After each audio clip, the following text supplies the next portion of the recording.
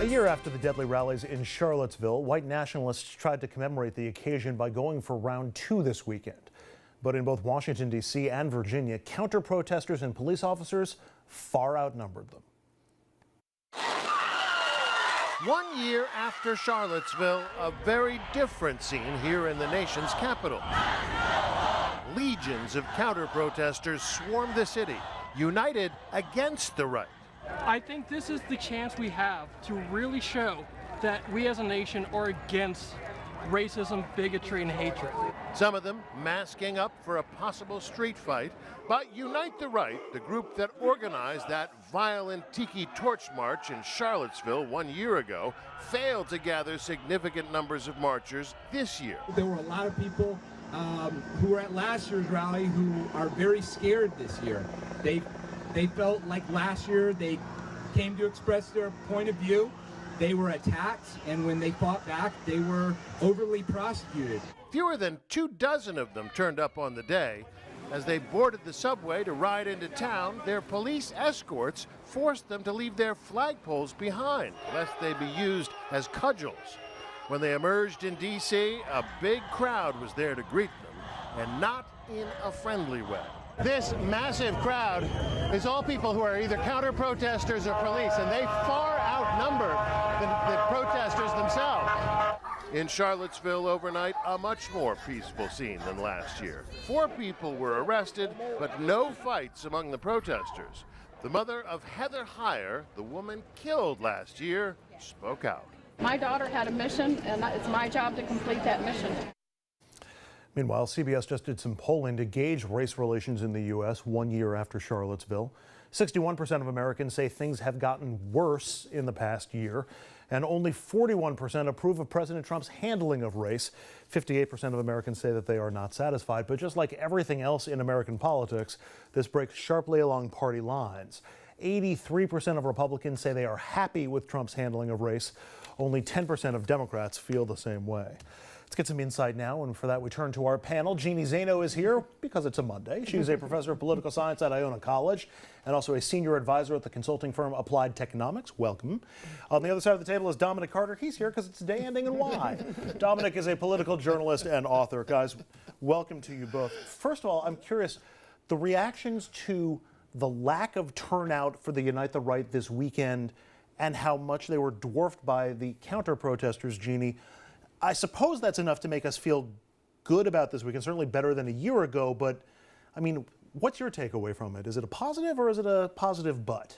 I mean, I think it's a positive that they were so outnumbered by such dramatic proportions by the anti-fascist protesters. And I think one of the things that we're learning is that there are a variety of reasons for this, including the fact that these white supremacists have had real difficulty raising money, in part because you see a lot of these companies will not let them use their platforms. A lot of the leadership has had legal trouble. And so they have really, I think, been overwhelmed, not just this weekend, but throughout the last year, by the way in which the anti-fascists have galvanized this energy and fought them at every turn. And I think the turnout over the weekend was part and parcel of the, the dismantling of these people. My understanding, including Richard Spencer, several other leaders have had to forced to leave the movement as well and move away from D.C. So Dominic, progress this weekend, but just a little bit of progress? Progress to the degree that they were absolutely ignored and no one turned out. Yes, that's how I define progress in this case. Frankly, Andrew, and I know this is not what we're talking about right now, the issue becomes not what those handful of losers out there doing. The issue is race relations as it relates to the White House of America. That is the real issue. The policy that's coming from the President of the United States, not these handful of, and I generally don't refer to people like that or like in this case, but they're losers. They have their beliefs. History has a way of dealing with people like that. They were just ignored, period. The media made much more of this, and rightfully so, than what actually happened. That gets us to the numbers and sort of the status of race relations in the country right now. And gosh knows, there were a lot of conservatives and Republicans who were saying that President Obama exacerbated race relations and made them worse. But 61% of Americans think race relations have gotten worse in just the past year. Dominic, is that all on Donald Trump, or is that a combination of Donald Trump along with, you know, still these encounters the communities of color have with police departments and other issues? A lot of it comes from the top. From the comments that the president, the unfortunate comments that the president of the United States has made as it relates to African-American political leaders, African-American athletes. The president very well knows what he's doing. And so when you have situations like that, and what's not making the situation any better, and of course it's a two-way street, okay? It's a two-way street. When we're talking about this, you got to deal with the issue of crime, who's committing it, the incidents that are occurring throughout the country. But also what's not helping it is this barrage, if you will, of let me call 911 on African Americans.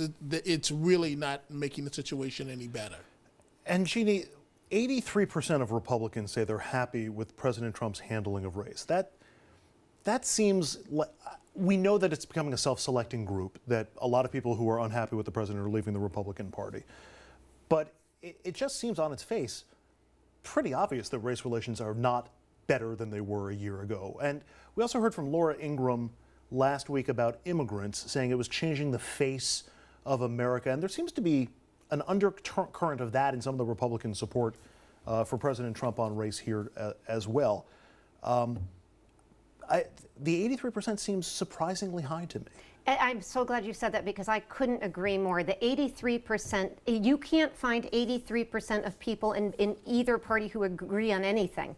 And so what I see that as is not so much their approval of his handling of race relations, but their instinct to say that they approve him as president. And so I see that more as a reflection of that, and I think it would be interesting to see if CBS and other pollsters followed up, not tying this to Donald Trump directly, but asking respondents, what did the president do? What has the administration done to better race relations? And what you'll find is that's not going to be on the top of anyone's list of what they have done well, even Republicans. So I have real challenges with the lumping together of approval for Trump with race, because I think you're just asking for an inflated number amongst Republicans. And there's a lot of Trump supporters who, first of all, there are a lot of progressives who reflexively look at Trump supporters and say, well, if you support Trump, you got to be racist, or at least a little racist-ish.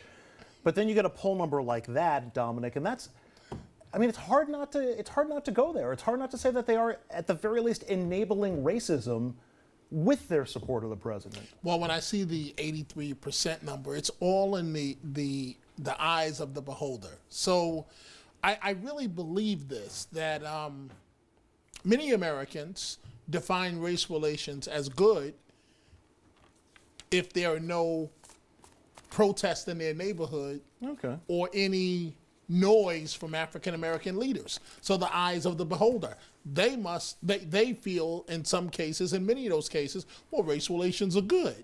Right now, I'm giving the benefit of the doubt to these people, because there are some that will say, as long as the tone from the White House is keeping them in check, that defines race relations as good.